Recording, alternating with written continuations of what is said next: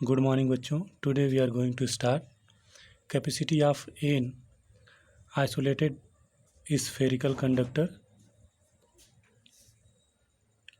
इसमें सबसे पहले माना एक विलगित गोलीय चालक जिसकी त्रिज्या स्मॉल r मीटर है।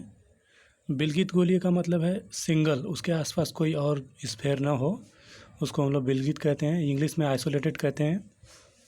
तथा इस पर एक समान रूप से प्लस क्यू आवेश वितरित है। ये विलगित गोलीय चालक है और इस पर चारों तरफ पूरी एक प्लस क्यू आवेश वितरित है तथा पृष्ठ पर विभव समान होगा। इसके कारण जो है इस पर जो विभव होगा यहाँ से वो समान होगा। तब पृष्ठ के किसी भी बिंदु पर प्लस क्यू आवेश के कारण वैद्युत विभव, तो विभव के लिए फार्मूला हम जानते हैं, V बराबर 1/4πε0 के Q/R होता है।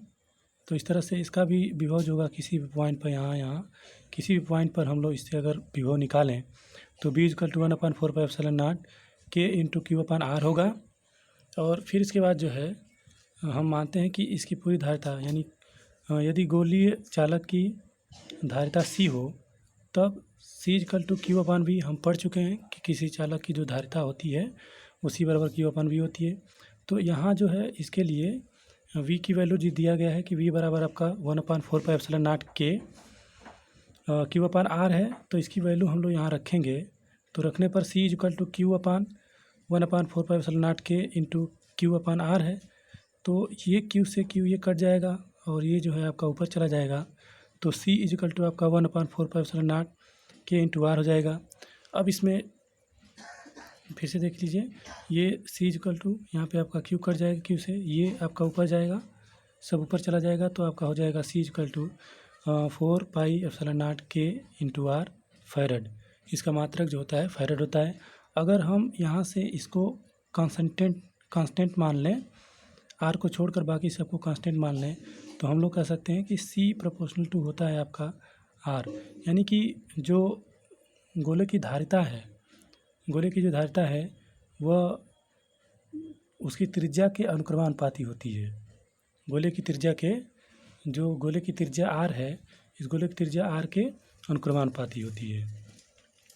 हम इसको कह सकते हैं कि इस तरह से हमें पता चलता है कि C जो होती है, यानी कि जो धारिता होती है गोले की, वो उसकी त्रिज्या के प्रोपोर्शनल होती है। अब बच्चों अगर हम मान लीजिए कि C बराबर इतना है, तो C0 बराबर क्या होगा? C0 = हम लोग लिख सकते हैं 4πε0 और 0 × R। C0 का मतलब कि K ये जो रखा गया है गोला वो निर्वात में रखा गया है। K परावैद्युतांक है। परावैद्युतांक का मतलब जिस माध्यम में रखा गया है, जिस मीडियम में रखा गया है गोला, ये वाला गोला जिस मीडियम में रखा गया है उसका परावैद्युतांक K है। तो अगर निर्वात में रखें तो K का मान जो होता है वो 0 होता है, और निर्वात के लिए C0 हम लोग लगाते हैं, तो C0 = 4πε0 हो जाएगा और C बराबर इतना है। तो C0/C0 = आपका कितना हो जाएगा? तो C0 ये हो जाएगा आपका